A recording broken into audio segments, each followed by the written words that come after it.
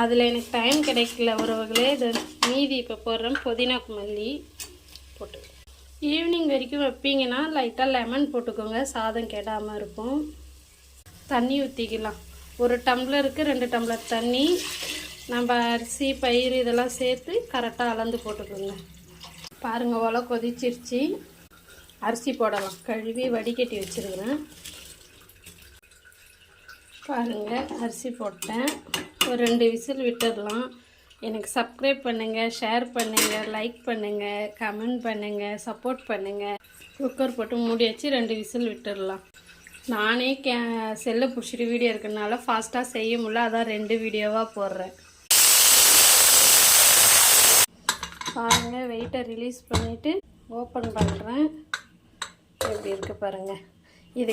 இதுக்கு சைடிஷ் பன்னீர் கிரேவி நல்லாயிருக்கும். ட்ரை பண்ணி பாருங்கள் உறவுகளே.